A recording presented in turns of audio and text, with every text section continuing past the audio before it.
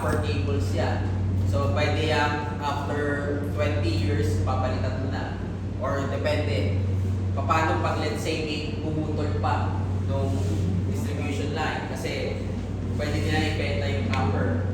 So, kasama yung sa depreciation mo. Then, meron ka rin tinatawag of rate of return. Siyempre, gusto nilang malaman o gusto nilang i-estimate na dapat after 3 years, mabuwan na natin agad yung kita mo doon. So, yan yung mga kinoconsider mo sa rate.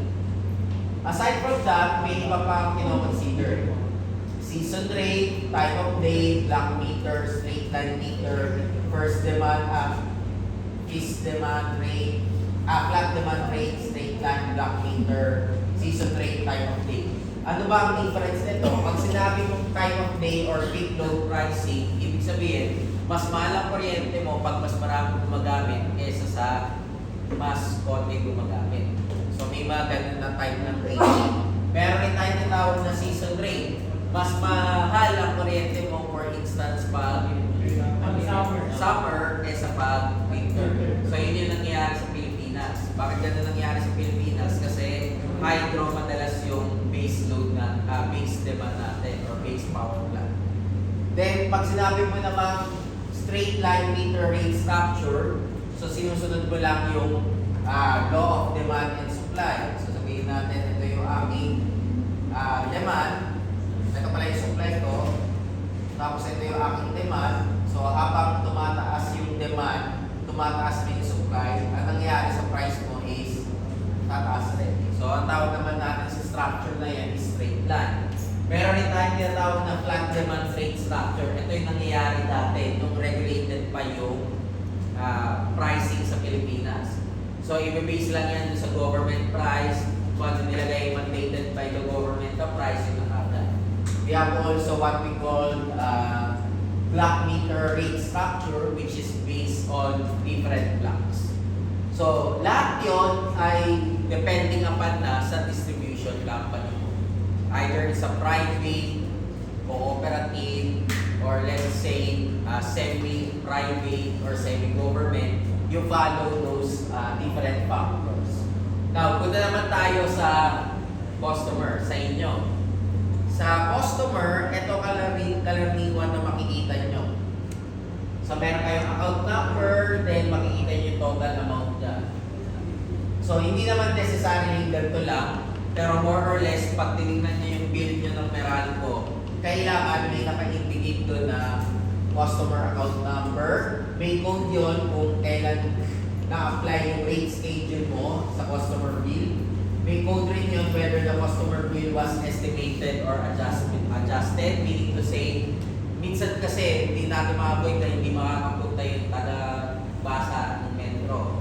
So karaniwan may adjustment rin nangyari doon minsan. Or pwede rin natin sabihin yung date kung kailan yung billing period, number of kilowatt hours ng customer meter and itemized list of charges. So check nyo yung bill of yung inyong electricity bill, almost lahat yan makikita nyo doon. Now from there, ayan lahat yung mga meters natin, lahat yung mga nakalagay. So ang tanong, paano ba binabasa yun? So meron tayong tinatawag na contador or electrical meter. So there are different types of electrical meter na ginagamit. Yung pinakauna nating klase, yung ito is yung analog. Kung makikita nyo yung analog, yun yung may makikita kayo na parang maliliit na relos. May mga number doon kung paano siya tinignan. Pag electronic or digital meters, ang makikita nyo na lang yung number lang mismo. Sabihin natin, ito yung contador nyo. Ang makikita nyo na lang yan yung number. Sabihin natin 375 for example. Pag sa digital, makikita nyo meron yan dyan. Sabihin natin tatlo. So ito ay 0, 1, 2. So pwede nakaganyan yan. Meron yan naka-3 sa 9. Ito yung dati. 0. Then pwede na sabihin naka-3 sa 9. So kumbaga parang analog siya na may relos na 3 or 4, depending upon kung ilan. Now, hindi ka pwede basta magpalit ng relos doon or ng meter. Ayan. Karaniwan, kailangan regulated yan ng ERC. So, hindi mo pwede palitan yan basta-basta. Okay, there are ways para basahin yung metro natin. So, paano ba binabasa yung reading ko? Punta doon ng bahay. So, sabihin natin, ito, paano ba babasahin yan? So, ito, 10. Ibig sabihin, nasa 10 units tayo yan. Ito, 100 sa 100 units. Ito sa 1,000, ito ay sa 10,000. Ibig sabihin, ang reading natin, pwede natin sabihin na dito siya sa, sabihin na natin 8. Ito nasa 4, ito nasa 6, ito ay nasa 8, 0. So, 8, 4, 6, 80. Ang tanong, paano mo malalaman yung consumption? Okay, for example, nag-read ka ng June 5. Sabihin natin June 5. Ang reading ko ng June 5 is 4, 1, 3, 2, 1. Sabihin lang natin, invento ko lang yan. Siyempre, kailangan mong malaman yung nakaraan, May 5. So, sabihin natin yung nakaraan mo is 4, 0, 9, 2, 3. So, anong gagawin natin dyan? 4, 1, 3, 2, 1, minus 4, 0, 9, 2, 3. So, ilan yung makukuha natin?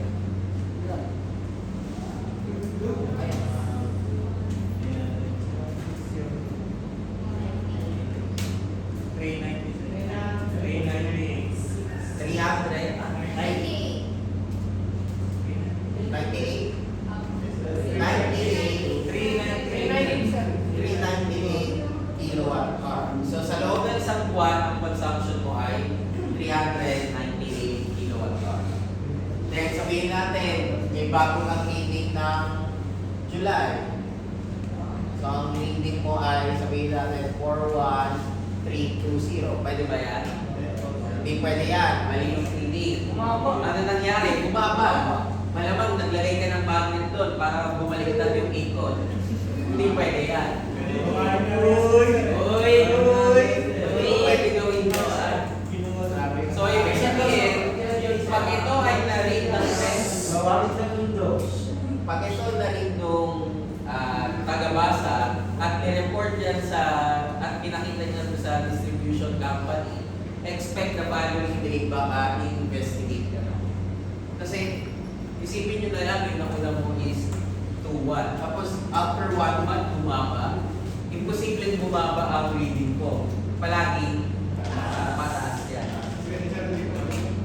Pwede mo gawin, hindi mo pagalawin. Kung magduduga ka, pwede mo galawin. Pero usually, hindi naman nangyayari yun. Karaniwan, pataas yan.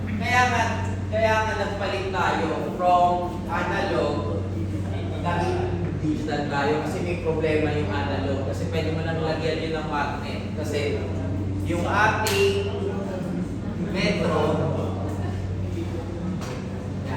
kung babalikan natin dito, is composed yan ng material na pwede mo baliktarin yung ikon.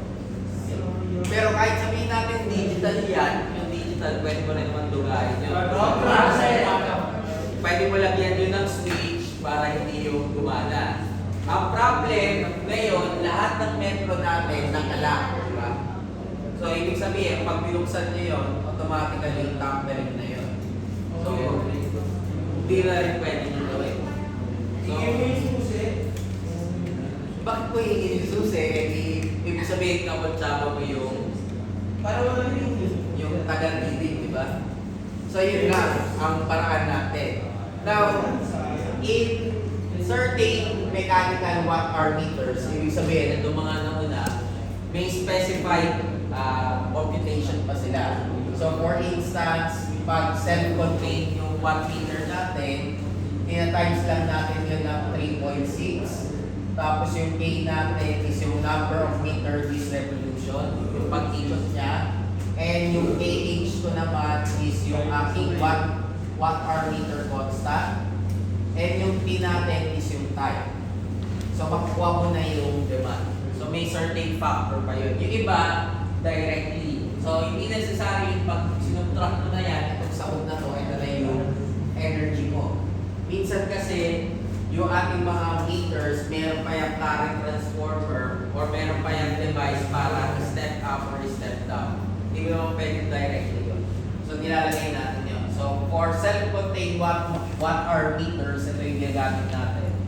Pag transformer rated meters naman, meron ka pang nilalagdag. At yung transformer rated meters, ibig sabihin nun, yung ating watt-hour meter, yung watt meter natin, is nakakabit yan sa dalawang transformer. Sige, assuming na, tingnan natin kung natatandaan ko pa yung connection na, hindi ako sure. Meron tayong transformer dito.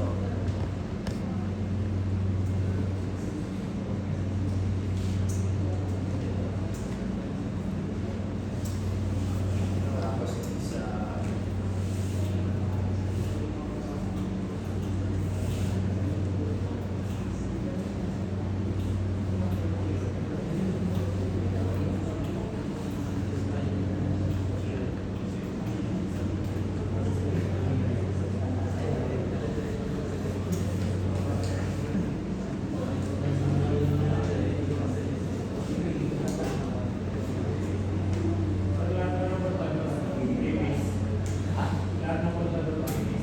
Hindi, single phase lang. Single phase, kaya ang dalawa lang yan.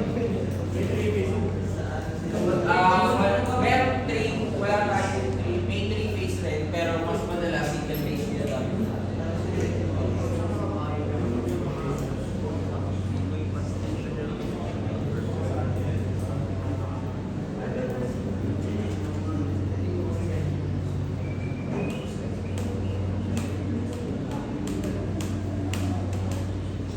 Hindi ako sure sa connection na, pero karaniwan kasi sa watt meter, ang watt meter mo, or watt-hour meter mo is composed ng voltage sa current. Kaya meron ka naka-series at meron ka naka-parallel.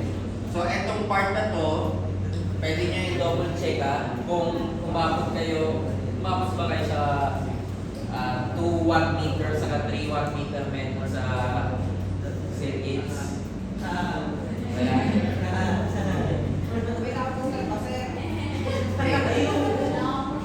So in any case, itong dalawang to, ang reading natin is voltage. Tapos itong dalawang to, current yan. Kaya parang nakasinis yan. Okay. Naglalagay tayo ng transformer dito dahil pwede natin sabihin ito ay 5,000 ampere. Tapos yung voltage mo ay 34.5 kilovolt. Sabihin natin. Hindi kakayanin ng watt meter mo ang 94,500 sa kapag 5,000 ampere. Try nyo ikabit yun directly, sirado. Tapos, since kayo yung may hawak, para kayo, sunog. Or, patay na kayo siguro, more or less. So, naglalagay tayo dito ng meter, wherein is the step down natin yung 34.5. So, may ratio yan. Pwede natin sabihin ang ratio niya is 1:1,000. Sabihin na natin. So, ano mangyayari nun? Ano yung papasok dito? Ay, baliktad pala. 1,000 is to 1 pala. 1,000 is to 1. So, ang papasok na lang is 345 volts. Tapos yung current natin ng 5,000 ampere, kung sabihin natin nagkaroon tayo dito ng 1,000 is to 1, so magiging 5 ampere na lang. So ang mababasa niya dito na reading is 345 times 5.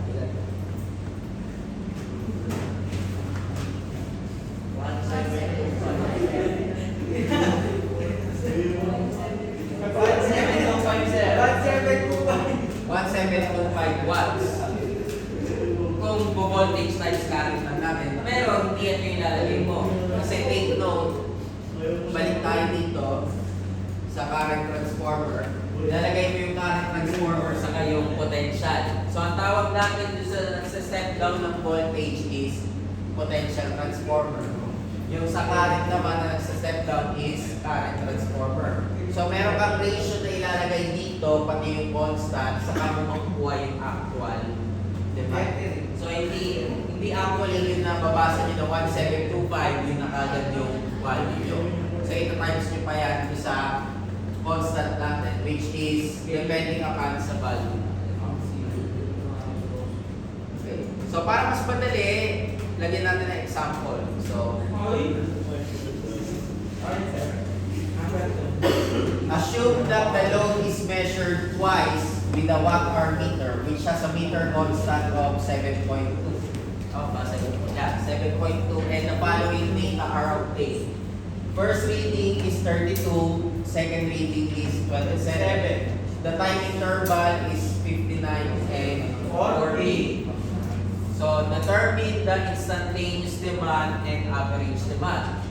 Assume the data result from the load measurement with watt-hour meters and instrument transformers. And suppose the new meter constant is 1.8 and the ratio of the CPs and PPs used are 200 and 1 watt respectively. Determine the instantaneous demand for both readings and the average demand. So, kailangan muna natin malaman yun. Ang ratio natin is 200 sa kawan. So, balikan natin ito dito. Iakyat ko. So, ito yung formula natin. 3.6 KR, number of meter revolution for a given time. KH, ito yung watt-hour meter natin.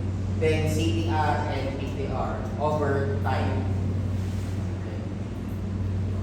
So, time interval is 59 minutes to. Tapos isa is 49. So, kunin natin yung first reading, 59 minutes. Then yung second reading natin is 40 minutes.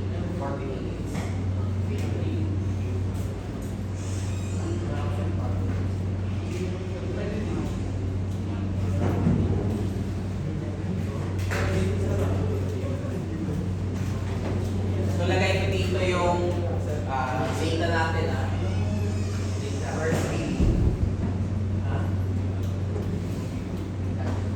Then second reading.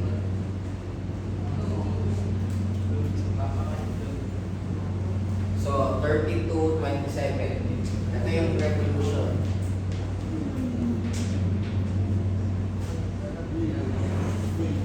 Tapos ito time. 59 saka 40. 59 saka 40. 40. 59 saka 40.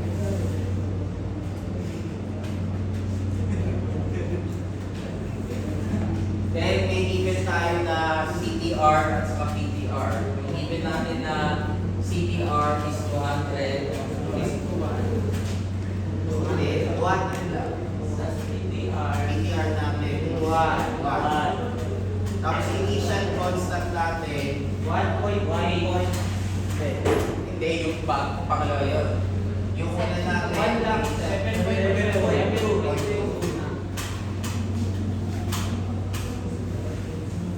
Tapos yung pangalawa is 1.8. So, balik tayo sa formula. So, ito yung formula natin. So, take note anong difference na itong dalawa. Yung una natin, walang transformer. Yung pangalawa natin is transformer. So, makikita nyo naman yung formula as is lang. B, I, 3.6 times A sub R times A sub H. Yung A sub H natin yung constant, di ba? Yung A sub R yung number of H. So H pala to.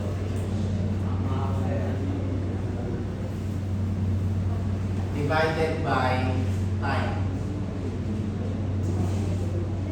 Tapos, pag meron kang current transformer, lalagay lang natin CTR sa PTR. So, letter A.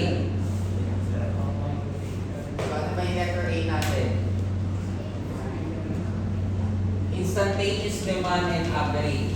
So, ang instantaneous demand natin, kukunin natin yung first reading and second reading. Yung average mo, divided by 2 mo lang, pagtunan natin. So, yung una natin, first reading, 158. take note yung inuunan, wala pa tayo sa pangalawa, sa second pa to. So, wala mo ng current transformer, as is lang. So, magiging 3.6 times 32 times 7.2 over 159. Wala mo na yung 200 sa kawan kasi next problem yon. So, ilan to? 14.0583. 14.0583. So, anong unit natin? May nakalagay ba? Nakalagay is kilowatts. So, kilowatts yun.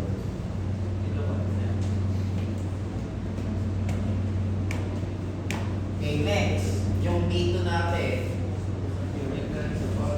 3.6. Second reading. 27 times 7.2 divided by 40. 17.496 kilowatt. So, ang gagawin natin na sunod ay average. D1 plus D2 over 2. 15.777. Bakit over 2? Kasi dalawa reading na average. 15.7772. Ito yung average natin and ito yung instantaneous demand.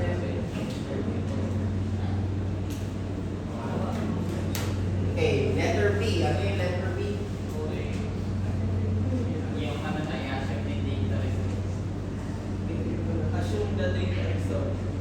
Assume the data result from loads measurement with watt-hour meters and instrument transformer. Suppose the new meter constant is 1.8 and the ratio are given respectively.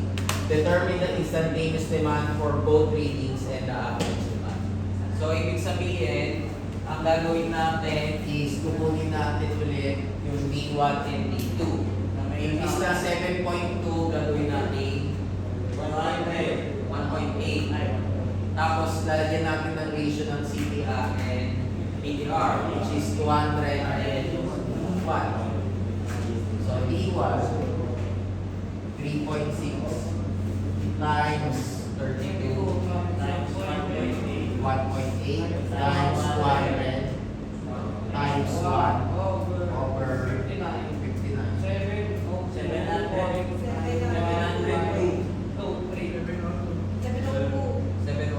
0.9153. Kilowatt. So, ano yung dito natin? 3.6 times 27 times 1.8 times 200 times 1 over 40. 874.8. 874.8 kilowatts. So, yun yung average natin.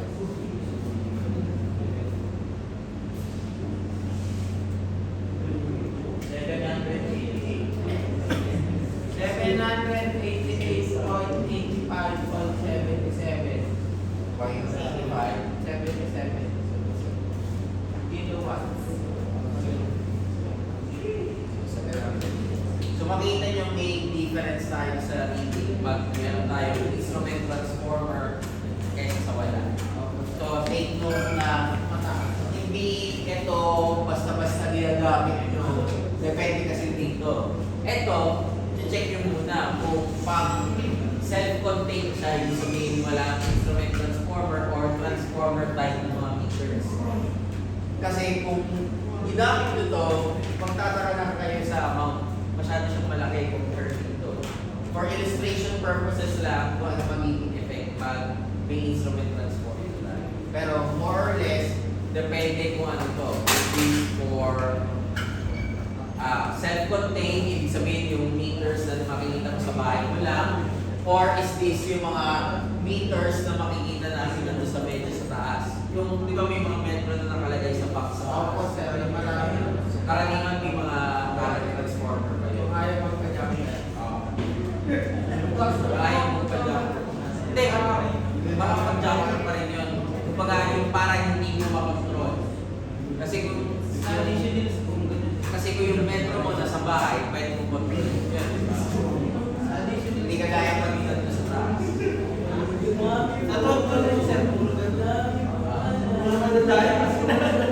Okay, main tanong. So direct substitution tayo. Okay, number 2.